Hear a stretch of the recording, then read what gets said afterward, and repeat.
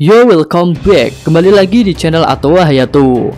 Bagaimana kabar nakama sekalian? Semoga baik-baik saja. Oh iya, pada kesempatan ini Mimin mau ngucapin selamat Hari Raya Idul Fitri 1441 Hijriah. Minal aidin wal faidin, mohon maaf lahir dan batin.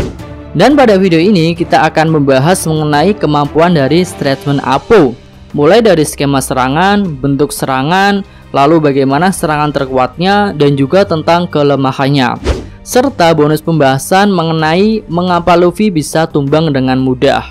Yos, tanpa basa-basi lagi, langsung aja kita mulai pembahasannya.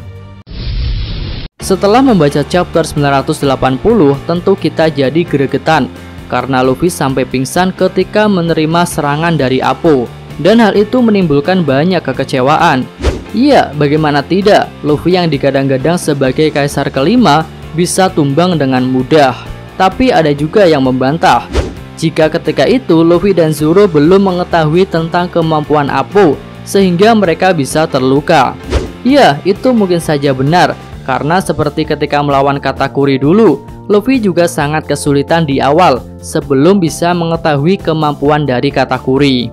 Jika diperhatikan, kemampuan Apo merupakan jenis kemampuan yang bersifat suara, tetapi tidak menyerang menggunakan gelombang suara, melainkan sudah mengubahnya menjadi bentuk serangan fisik, seperti pukulan, tebasan, dan juga ledakan. Coba kita perhatikan lagi pertarungan antara Kizaru dan Apo ketika di Kepulauan Sabaody.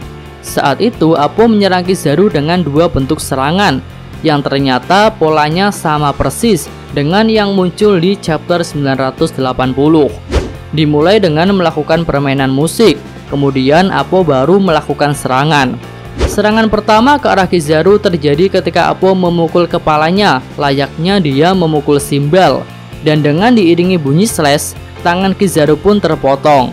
Lalu kali ini Apo juga melakukan hal yang sama kepada Zoro. Ketika Apo memukul kepalanya, muncul serangan seperti tebasan pedang yang mengenai tubuh Zoro. Kemudian serangan yang kedua adalah berupa ledakan. Bahkan ketika menerima serangan ini, tubuh Kizaru menjadi dua. Tentu ini bukanlah serangan yang main-main, dan hal itu tentu juga berpengaruh kepada Luffy. Mungkin karena tubuh Luffy karet, maka tubuhnya bisa bertahan. Namun serangan itu tetap membuat Luffy terluka hingga pingsan. Dan lagi-lagi pola serangannya juga sama, yaitu akan muncul ketika Apo memukul dadanya dan menghasilkan suara boom. Selanjutnya bentuk serangan yang ketiga. Serangan ini tak muncul di Kepulauan Sabaody, yaitu bentuk serangan seperti pukulan tak terlihat. Kali ini Apo memainkan tangannya sebelum muncul serangan itu.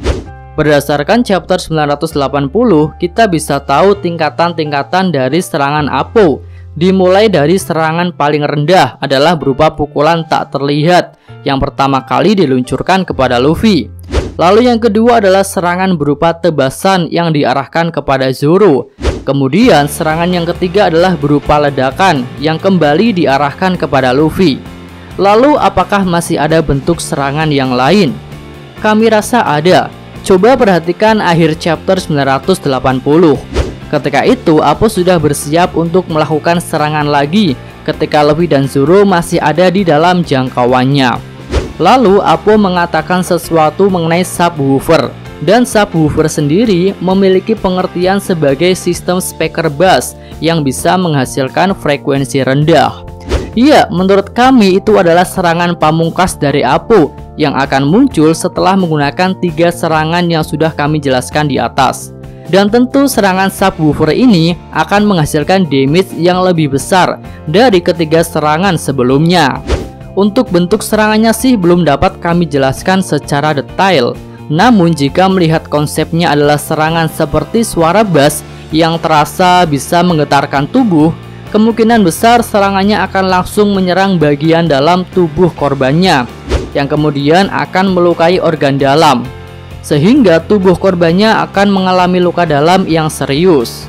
Ya, kami rasa serangan itu akan menjadi serangan pamungkas yang hebat dan mungkin bisa melumpuhkan korbannya dengan cepat. Tapi tentu kita semua masih bingung bagaimana cara gelombang suara bisa dikonversi menjadi serangan fisik. Kami pun belum menemukan jawaban yang pasti. Tapi ada skema yang kami pikirkan, dan hal itu cukup masuk akal. Menurut kami, permainan musik Apo memiliki dua fungsi. Fungsi pertama adalah fungsi farming atau mengumpulkan kekuatan, dan yang kedua adalah fungsi sebagai sarana merambatnya serangan. Jadi skemanya seperti ini. Ketika memainkan musik di awal sebelum menyerang, Apo sedang melakukan farming atau mengumpulkan energinya, serta menyebarkan media rambat ke ruang lingkup area sekitarnya.